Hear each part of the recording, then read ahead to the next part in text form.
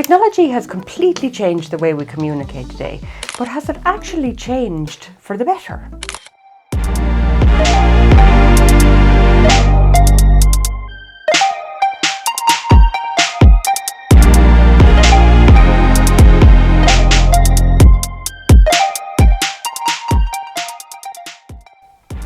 We are the Happy Heathers, and I would contend that while technology has made communication more convenient, it hasn't necessarily made it any better.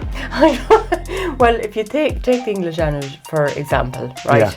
And I see my kids at it all the time, and we're shortening words down. Text speaking, using abbreviations and abbreviations, and it's like, oh God, it's but completely lost. Not that I'm a great speller anyway. No, and it kind of suited me too. But when texting came in originally, you were charged per letter, and that's why people started to compress words down, or just really? you know. Oh no! I remember the first phone I had. You could only write 8 words. Right. Yeah, and then it didn't give you any more space to text, so you had to send that text, and it was 13p to send a text. Yeah, I remember that now. Okay. Jesus. Yeah. So the quality of the language we use has deteriorated hugely. Yeah. So technology has made things much more available. I remember watching, it was an old science program. I saw a rerun of it on YouTube there, and it was Tomorrow's World, where they'd have a look at the technology and science and how the future was going to be. Oh yeah, beyond 2000. Yes, and they had imagined this communication device where you could be able to see people and talk to people. Yeah. And now we have it as standard. I know, yeah. But I don't like it exclusively as a means of communication. And what I mean by that, you'll all remember what it was like with the lockdown. You couldn't go anywhere, you couldn't work, you had to stay at home.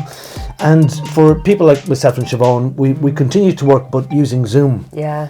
And that was awfully impersonal or something, you know? It's what I find that I can't, it's not that I can't, I don't make as good a connection with somebody if I'm not in the same space as them. I felt like it was very unsafe. I mean, unsafe? You know, for me, like as an EMDR therapist, I would say like you're working with people with severe trauma. Oh. So, you know, if you're not there to help them regulate when they're entering into a traumatic memory, I just felt it was dangerous, you know. Well, I had that doing hypnosis with a particular person where the line dropped at a crucial time. Oh, Jesus. No and way. It was difficult to get them back. Then it happened twice.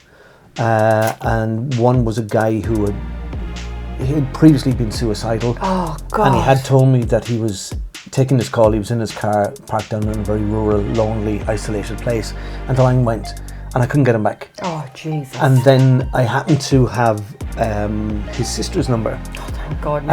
Because I knew the family. You know, I rang her and she said, oh, he's just arrived back, his phone died. Thank God. But oh, my God. I had no idea even where he was. Yes. You know, you couldn't even tell someone where to go. But with Zoom, I remember having a conversation with a colleague, and he was saying, oh, Zoom is fantastic because it suited him not to go out as much. I was saying it's terrible because you find it difficult to read people. And he said, what's wrong? You can see their face. And I said, yes, you can see their face, but you can't see anything else. And when you're subconsciously reading people's feet, how to move. During the way they sit, all of that is lost in Zoom. Vital things. But then I have to say that for things like supervision, you know, things that are less personal, I suppose, really, I found it brilliant. Yeah, because like my supervisor, I have 2 supervisors. One of them is in Belfast, so I mean, doing Zoom with him is brilliant. I don't have to drive to Belfast. Yeah, 3-hour drive. Exactly, and the other one is in Mayo. So. For me, and we're in the Midlands, like that's a couple of hour drive up to Mayo as well, and 2 hours back. So you save yourself a lot of time.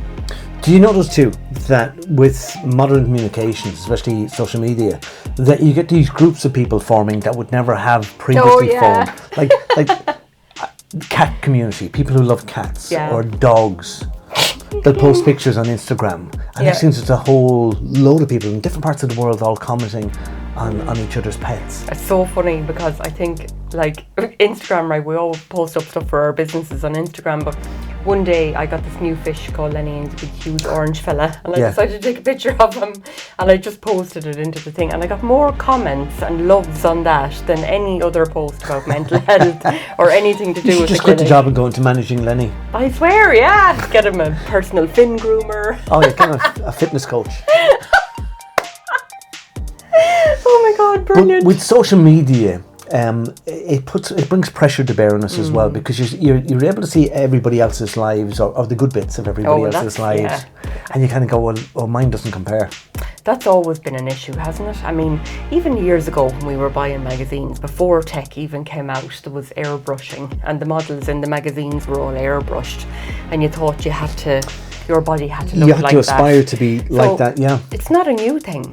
I don't think tech has necessarily changed that. I think that's already been. It's probably exaggerated it. It's just made it more, you're one down the road. But then you see, if you know you're one down the road, you've seen her with no makeup on probably, and coming to the shop in her pyjamas. And then you have her out on a night on social media with the lips puffed up and the whole lot. Yeah, but it's always that it puts pressure on us to aspire to become things that it might not have occurred to us previously. Like, you don't get anybody aspiring to become ordinary. That you see people who become famous on Instagram and TikTok, sometimes for no apparent reason, just other than being famous, this kind of thing. And you kind of go, I need to do more with my life. It kind of puts pressure. And so instead of being happy with what you got, you try to aspire to things. I think that's so true, Paul, actually, because like, even from my own experience back in 2020, when the lockdown came into the world, I suppose, with COVID and everything, doing stuff on social media, I was like really unhappy with the way I looked. I thought I needed to get my lips blowing up. They were too skinny when I was trying to talk. Now I couldn't give a feck. Yeah. Like, I'd rather look You'd look like myself. Lenny. You'd look like Lenny. You and Lenny as a couple. That'd be super weird. That's so weird. It is. But also, what I don't like about technology and communication is the autocorrect thing, and the way it guesses what it is that you want to say, and sometimes you just click the send button and go, oh no, don't, that's not what I wanted. I got really caught out one day. Oh shit. I was out. It was a Sunday. I was in a restaurant it was a cafe kind of thing in a shopping centre, and I had a cup of coffee, had a lovely gooey bun, kind of a coffee cake thing, and a friend of mine was texting, where are you, what are you doing? I go, I'll do the Instagram thing, I'll send a picture, and what it is, I sent a text, and the text was, I'm about to get stuck into a gooey bun. Autocorrect changed it, I'm about to get stuck into a gooey bum. Oh, it didn't. And my friend just goes, what? I go, and I couldn't, and because I'm a little bit dyslexic, I didn't notice the spelling mistake. What's wrong with him? I'm doing this in the middle of a shopping centre. Oh, Jesus. Oh, that's terrible, Paul. Isn't it? Yeah, but I love autocorrect. I love it because, now it has gotten me into those situations a bit as well. Like, especially if I'm not sure how to spell a word and I'm looking at it and it looks right, but I'm not sure, But it helps me a lot. And then you type way faster because it gives you 3 words that you could possibly be about to thing. You just tap on that one and it's like, off you go. The whole sentence starts to formulate really quickly. Do you find too that technology and communicating through technology can create anxiety because you could potentially be hacked, your information is out there. It leaves you vulnerable, doesn't it? Yeah, like that's why GDPR came in, all about privacy and that kind of thing. But there is no privacy really, Privacy's gone. It really is gone, and I think it's like a lot of people would say they don't care, I don't really care, and I'm one of those people. I don't really care who knows what about me, but it does impact your pocket at the end of the day, because if you're going to be targeted then by ads, in certain algorithms, they'll say, Siobhan is into pink blouses or something like that, so we'll send her loads of ads now with pink blouses. It's scary. I was watching a quiz, The Chase. And there was a guy on it, and he was a comedian. I can't even remember his proper name. And somebody asked me, who's he? And I go, he's Tim so-and-so. Later on my phone, it presents on Facebook, do you want to befriend him or follow him?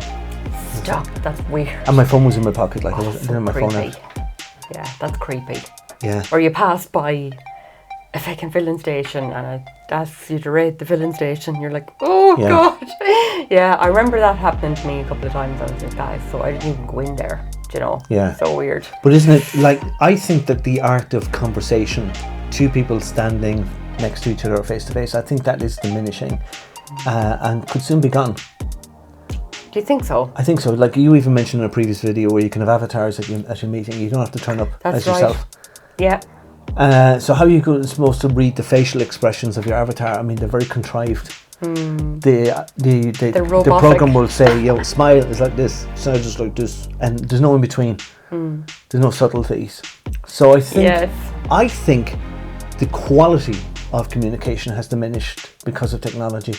Or maybe because all the brainiest people in the world have autism. It's going that way. So that's what I keep telling my kids anyway. Okay. Let us know. What's your experience of communication through technology? Is it better? Is it worse? Like us, subscribe to us, and we'll talk to you soon.